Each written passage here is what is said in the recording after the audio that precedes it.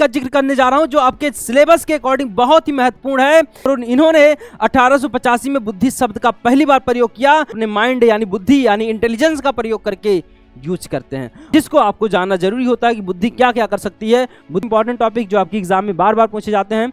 Hello नमस्कार मेरे प्यारे विद्यार्थियों, मैं आरपी जैन आप सभी प्यारे विद्यार्थियों का विद्याकुल के यूट्यूब चैनल पर स्वागत करता हूं। मेरे प्यारे विद्यार्थियों, आप लोग कैसे हैं? आशा करता हूं कि सभी लोग अच्छे होंगे, मस्त होंगे, स्वस्थ होंगे और अपनी पढ़ाई लिखाई को शानदार तरीके से कर रहे होंगे। तो प्यारे विद्यार्थियों, आज मैं एक ऐसे टॉपिक का जिक्र करने जा रहा हूं जो आपके सिलेबस के अकॉर्डिंग बहुत ही महत्वपूर्ण है, जिसका नाम है बेटा बुद्धि। बुद्धि क्या है, इसको सबसे पहले इस शब्द को किसने दिया, आइए मैं सारे पहलुओं पर चर्चा करने वाला हूं। बुद्धि जो कि सभी लोग जानते हैं, जो कि हमारे मस्तिष्क में स्थित होती हैं, आइए मैं इस पर चर्चा करता हूं। तो सबसे पहले यहां पर अगर मैं बात करूं बेटा, बुद्धि क्या होती है? बुद्धि ही है, बुद्धि एक मानसिक क्षमता होती है जिसके द्वारा हम लोग किसी चीज को सोचने में, किसी चीज को समझने में, किसी भी समस्या को हल करने का गुण या किसी चीज को सीखने में कौन प्रयुक्त होता है बेटा? तो उसका जवाब आएगा बुद्धि आएगा। तो यहां पर आप समझ सकते हैं कि बुद्धि वह मानसिक क्षमता है जो हमें सोचने, समझने, तर्क करने, समस्याओं को सीखने, हल करने, सीखने और निर्णय लेने में सक्षम बनाती हैं। यह केवल ज्ञान का संग्रह ही नहीं करती हैं,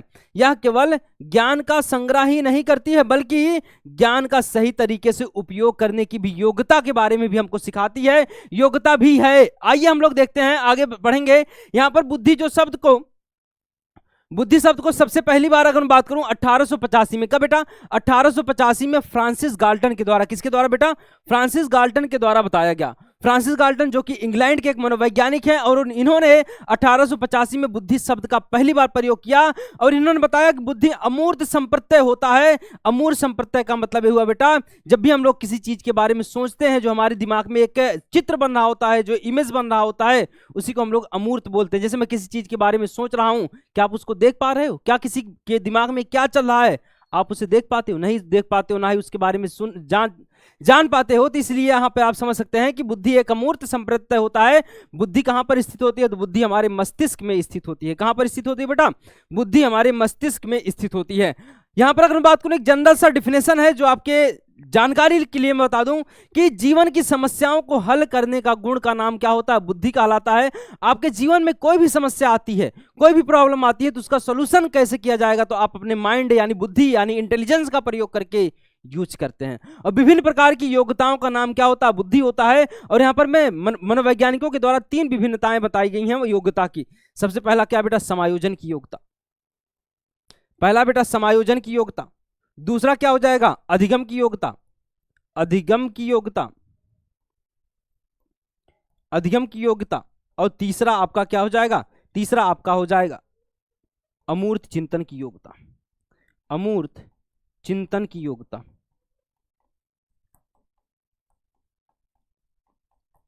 अब यहां पर आपको सीखना समायोजन की योग्यता क्या होती है। तो यहां पर आइए मैं तीनों के बारे में डिटेल से आपको समझा देता हूं। सबसे पहला बेटा समायोजन की योग्यता। समायोजन की योग्यता, समायोजन की योग्यता क्या है? मनुष्य क्या बेटा पर्यावरण में रहता है। मनुष्य जो है कई सारे इन्वायरमेंट की अगर मैं बात करूं, जैसे सर्दी हो गया,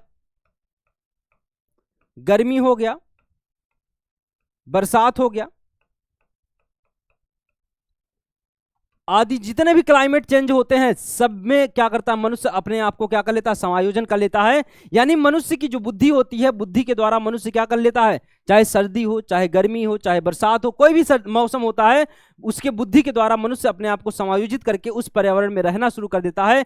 यानी समायोजन का मतलब ये होगा कि यदि कोई व्यक्ति किसी भी पर्यावरण में या वातावरण में रह रहा है और अपनी जरूरत की चीजों को पूर्ण कर ले रहा होता है, उसी को हम लोग बोलते हैं बेटा समायोजन। दूसरा क्या होता है बेटा? अधिगम की योग्यता।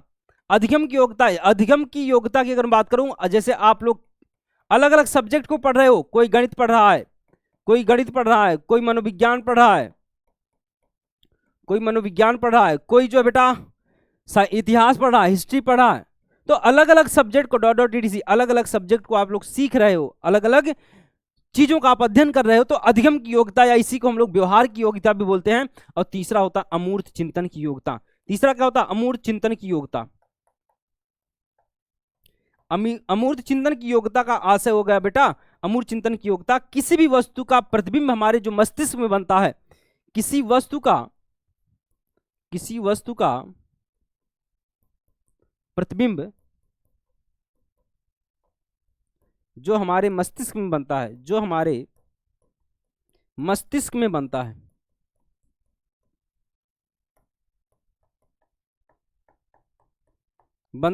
उसे क्या बोलेंगे बेटा? अमूर्त चिंतन की योग्यता। अमूर्त चिंतन की योग्यता का मतलब, जैसे मैंने हाथी के बारे में हाइपोथेसिस की परिकल्पना करी, सोचा हाथी के बारे में, तो हाथी का जो एक इमेज मेरे दिमाग में जब बन रहा होगा उसी को हम लोग अमूर्त वस्तु बोल सकते हैं या अमूर्त चिंतन बोल सकते हैं। अमूर्त वस्तु का मतलब हो गया जो वस्तु हमको बेटा दिखाई नहीं देती है, बस मैं उसका क्या कर सकता हूं, जिसको हम लोग छू नहीं सकते हैं, बस अपने दिमाग में एक इमेज उसका बना सकते हैं। जैसे मैंने कहा कार, तो कार का एक इमेज जो दिमाग में बन रहा होता है उसी को हम लोग अमूर्त चिंतन बोलते हैं। तो यहाँ पर समायोजन की योग्यता, दूसरा अधिगम की योग्यता और तीसरा अमूर्त चिंतन की योग्यता, ये बुद्धि की 3 समायोजन की योग्यताएं हैं जिसको आपको जानना जरूरी होता है कि बुद्धि क्या क्या कर सकती है। बुद्धि समायोजन की योग्यता रखती है, बुद्धि अधिगम की योग्यता रखती है और बुद्धि अमूर्त चिंतन की योग्यता रखती है। और इसको कौन कौन से मनोवैज्ञानिक हैं जिन्होंने इनका समर्थन किया है? सबसे पहले यहां पर मैं बात करूंगा बुद्धि की। यहां पर सबसे पहला समायोजन की योग्यता आपको दिख रही होगी, दूसरा सीखने की योग्यता और तीसरा अमूर्त चिंतन की योग्यता दिख रही होगी। सबसे पहले अगर बात करूं समायोजन की योग्यता और अधिगम की योग्यता और अमूर्त चिंतन की योग्यता में, सबसे पहले हम लोग अमूर्त चिंतन की बात करेंगे।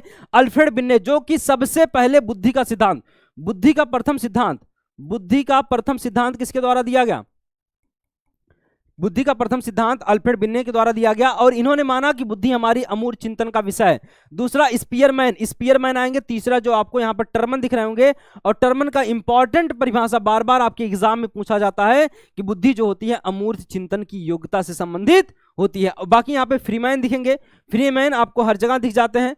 फ्रीमैन आप देखेंगे तीनों जगह, चाहे वो समायोजन की योग्यता हो, चाहे आपके सीखने की योग्यता हो, चाहे अमूर्त चिंतन की योग्यता है, तीनों योग्यताओं के बारे में इन्होंने स्पष्ट किया था, बताया था।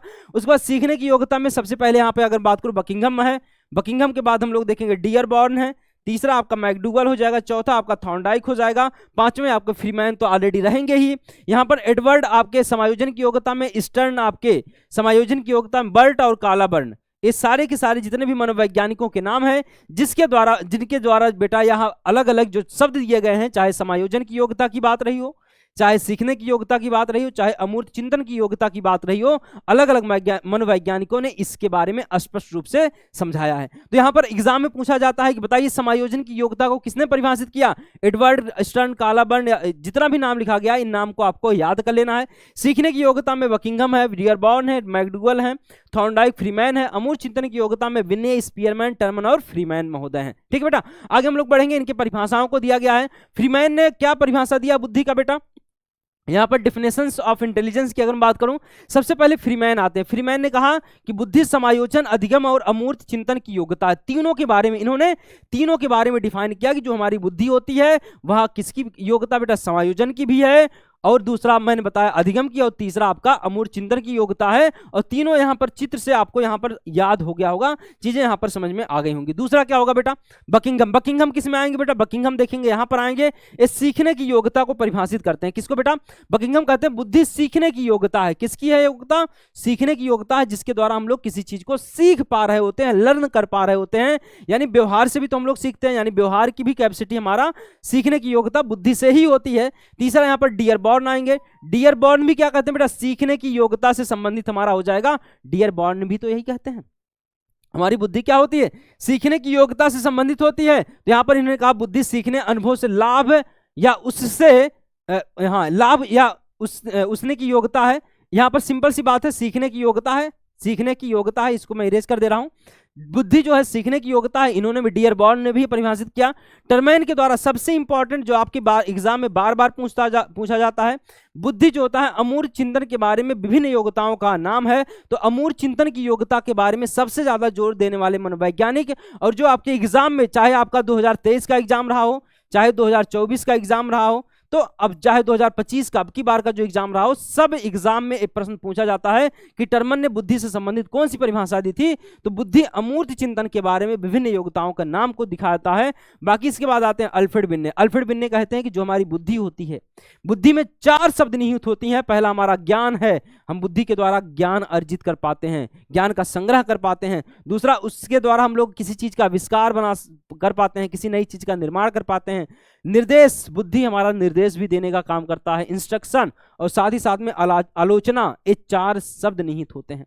बुद्धि में कितने शब्द निहित होते हैं बेटा? बुद्धि में ज्ञान, आविष्कार, निर्देश और आलोचना, ये 4 शब्द निहित होते हैं। और लास्ट में एक आता है वुडवर्थ, जिनका नाम W से शुरू होता है और इन्होंने W से संबंधित एक परिभाषा भी दी है, W फॉर वर्क भी होता है ना। तो बुद्धि कहते हैं कार्य करने की योग्यता। हम लोग कोई भी कार्य करते हैं, जिंदगी में कोई भी काम करते हैं, तो हम लोग क्या करते हैं बेटा? बुद्धि का ही तो प्रयोग करते हैं। बुद्धि का प्रयोग करके क्या करते हैं बेटा?